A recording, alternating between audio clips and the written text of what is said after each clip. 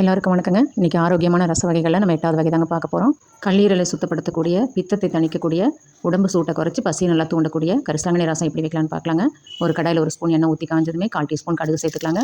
கடுகு புரிஞ்சது கொஞ்சமாக பெருங்காயத்தூள் சேர்த்துக்கலாங்க. நீங்கள் கட்டி பெருங்காயம் எந்த சேர்த்தாலும் ஓகே தான். அதில் கொஞ்சம் கருவேப்பிலை, கொஞ்சம் மல்லி வாசத்துக்கு சேர்த்துக்கலாங்க. இது கூட கரிசலாங்கண்ணி நான் கொஞ்சம் சேர்த்து நல்லா வதக்கி விட்டுக்கிறேங்க. கரிசலாங்கண்ணி அரைச்சி போடக்கூடாதுங்க. ரசம் கச்சடிச்சு சாப்பிடவே முடியாது. நல்லா சோற வதங்கி வரட்டுங்க. வதங்கினதுக்கப்புறம் நம்ம ஒரு பெரிய தக்காளி கட் பண்ணி வச்சுருக்கேங்க. அதை இது கூட சேர்த்துக்கலாங்க. கொஞ்சமாக மஞ்சள் தூள் சேர்த்துக்கலாங்க.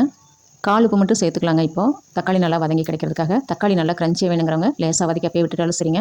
நான் நல்லா மேஷ் பண்ணி விட்டு எடுத்துக்கேன். இதில் நம்ம கரைச்சி வச்சுருக்க புளி தண்ணி சேர்த்துக்கலாங்க. தக்காளிக்கும் புளிக்கும் டேஸ்ட் பார்த்துட்டு இப்போ தண்ணி ஊற்றி நம்ம தேவையான அளவுக்கு டைல்யூட் பண்ணிக்கலாங்க. தேவையான அளவுக்கு உப்பு சேர்த்துக்கலாங்க. பாசி பயிர் வேக வச்ச தண்ணி நான் இது கூட சேர்த்துருக்கேங்க. பருப்பு தண்ணி வேணாலும் நீங்கள் சேர்த்துக்கோங்க. ரசம் மிதமான தீயிலே கொதிச்சு வரட்டுங்க. நீங்கள் நல்லா கொதிக்க வச்சாலும் சரி, இல்லை நுரக்கட்டணுன்னு இறக்கினாலும் சரி, உங்களுடைய விருப்பம் தாங்க. இறக்கிறதுக்கு முன்னாடி வழக்கம் போல் சீரக, மிளகு, மிளகாய், பூண்டு இதெல்லாம் தட்டி போட்டு இறக்கிக்கலாங்க. கரிசலாங்கண்ணி பச்சையாகவே சாப்பிடக்கூடியது தான். ட்ரை பண்ணி பாருங்கள். தேங்க்ஸ் ஃபார் வாட்சிங்.